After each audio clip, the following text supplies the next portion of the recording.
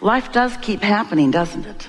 Because life keeps responding to vibrations that are already in motion, to patterns of vibration. That's what a belief is, you know. A belief is a pattern of vibration. Are you getting clear with the understanding that you are a vibrational being continuously offering vibration, and that the law of attraction is responding to your vibration and then matching you up with vibrational equivalency? In other words, you get what you think about whether you want it or not. And that's hard to take until you've got control of your thoughts. And you know what? You're never going to have control of your thoughts, not completely. Because you are here in an environment of contrast to which you are responding. You just can't be in this world that is manifested. And by that we mean you can see and hear and smell and taste and touch, which means you are interpreting vibration into those physical, sensual awarenesses. And so you're having exposure to experiences to which you are having reactions. And sometimes those reactions, even if you don't say something out loud, your reactions are vibrational. In other words, sometimes you see something and it makes you flinch or wish it were otherwise. And so that's what we mean when we say it's not uncommon, it's not abnormal to react as life comes. But you want to keep that to a minimum. You want to be less of a reactor and more of an actor, more of a getting out ahead of it, more of a establishing your vibrational stance so that you're steady in a contrasting environment. And then life is really fun, even in contrasting environments. You don't mind a little contrast. In fact, we know you like the drama. You do. You like to be enlivened. You like a good problem to solve. You like questions to which you are seeking answers. It's all part of your evolution. It's all part of the expansion of the universe. It's part of the evolution of all things, all species, all that is. But you do want to have some sense of how it works so that you have some measure, in fact, from our perspective, a large measure of creative control. And that's what we are about. We are here to help you to understand the laws of the universe. We're here to help you understand who you really are and how you fit into all of this. We want to help you to embrace, not just tolerate, not just accept the diversity that surrounds you, but embrace it. Embrace it. Acknowledge the value of its existence. Because out of contrast, out of knowing what you don't want, is born your focused, keyword, your focused clarity about what you do want. So the only thing that ever feels like it's going wrong with you is when life gives you focused clarity, but you don't focus on the clarity. Life gives you focused clarity about what you do want, but you stay focused on what you don't want. And that's a sort of human trait. It doesn't serve you very well, where you stay way too long focused upon the problem, trying to get to the bottom of the problem, when the vibration of the problem and the vibration of the solution are really different vibrational frequencies. The vibration of a question and the vibration of an answer is a very different frequency.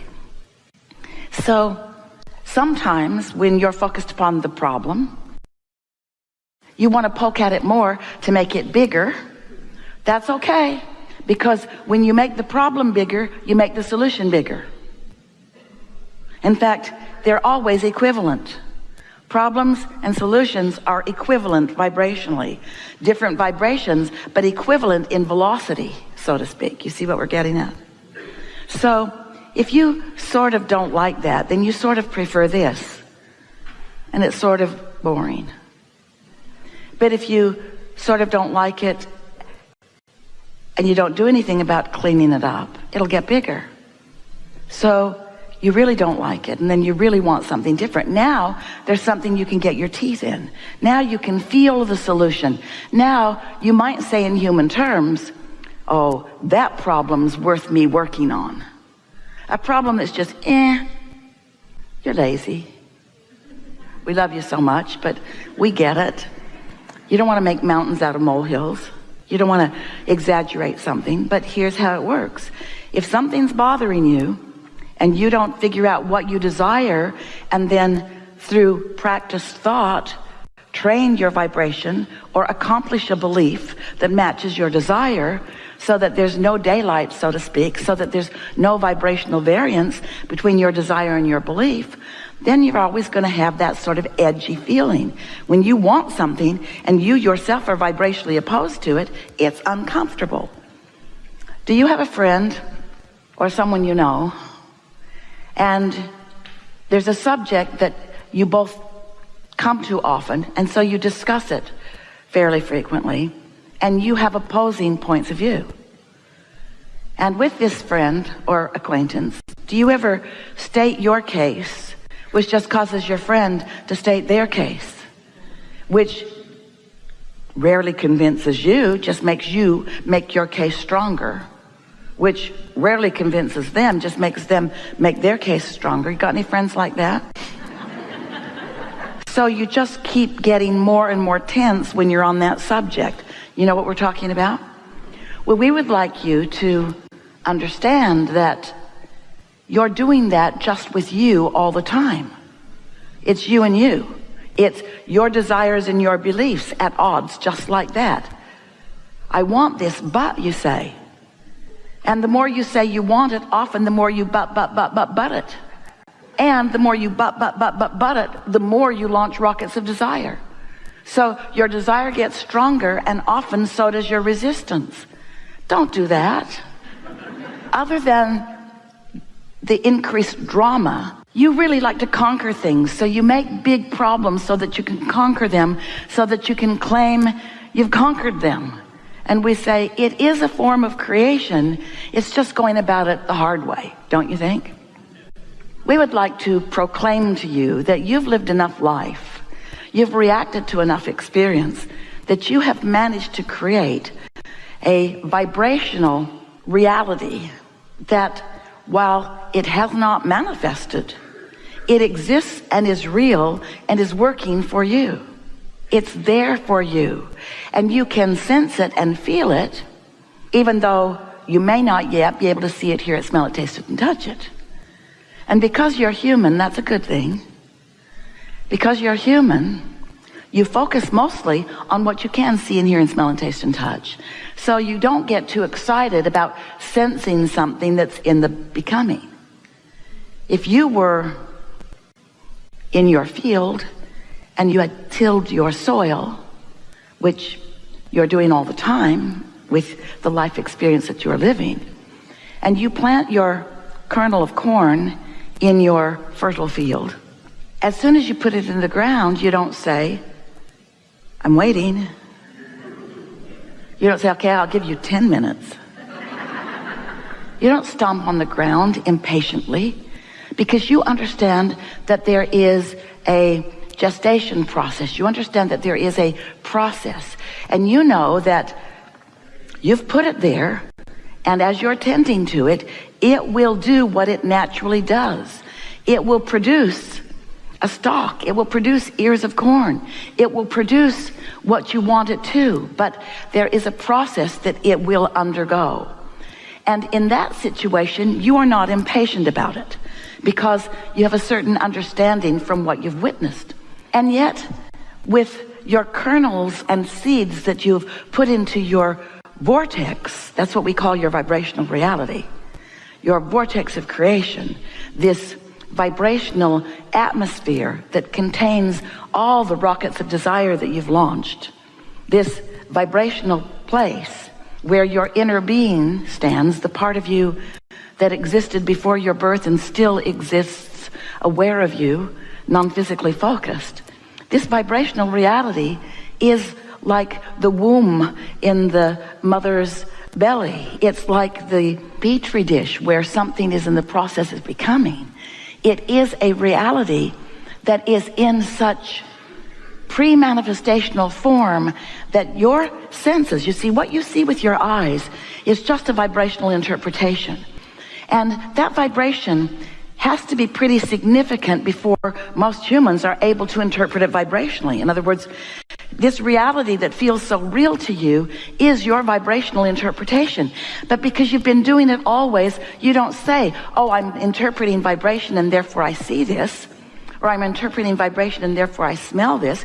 You mostly don't even consider the fact that you vibrationally interpret things different than other species around you. Your dog vibrationally interprets things, so therefore can smell things that you can't or wouldn't want to smell. And you don't say, stop it, you little faker. You accept that the dog is onto something. And so we want you to know that you can be onto things like your dog is onto things. You can get better at vibrationally interpreting things so that you can... We all vibrationally interpreted that.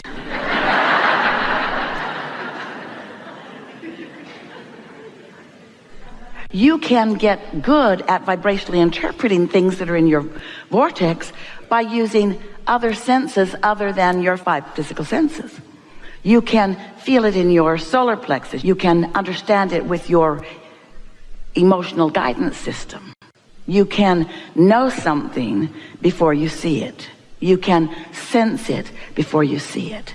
You can trust it before you see it. You can believe it before you see it.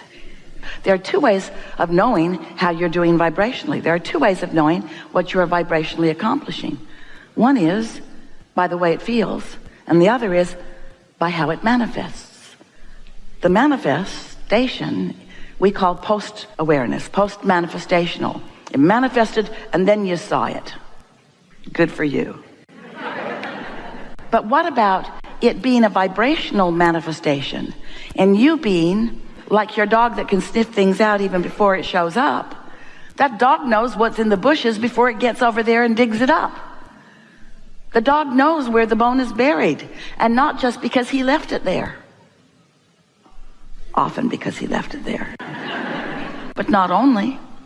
And so we just want you to be more aware of what you've got going on. We want you to know that you were source energy before you came into these bodies, and that source energy part of you still exists non-physically, and that source energy part of you is aware of you here and now and in all moments in time. And that source energy part of you, we call it your inner being. Sometimes you call it God. We call it your inner being, your inner consciousness, your inner awareness. Sometimes you call it your soul.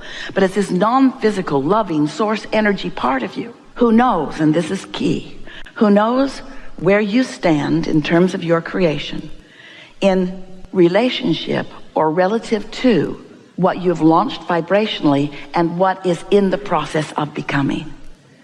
And there is always more in the process of becoming, because your life is setting it up. When you don't like something, you ask for an improvement, even if you don't use your words. When you're rude, you want to be nicer. When someone else is rude, you want them to be nicer. When you don't have enough of something you need, you ask for it. When you have something you don't want, you ask for the healing or the improvement. You have a vibrational reality of wonderful stuff that is available to you, so much more readily available to you than you mostly allow yourself to let it be, because you want to see it before you believe it, and that's what's hanging you up. You got to sense it, you got to trust it, and that's why we are here, to help you know about the laws of the universe, to appeal to your reasoning powers, to understand that there must be something more than what you see in your physical bodies that this world is about. You're brilliant and you're beautiful, but the whole bunch of you haven't managed to scrape a bunch of Earth together and launch another planet into orbit. There's way more going on than what you are translating with your physical senses, and we want you to get in on that. We want you to feel the whole power of who you are. We want you to be your total being, your total self. We want you to tune yourself to the frequency of who you really are.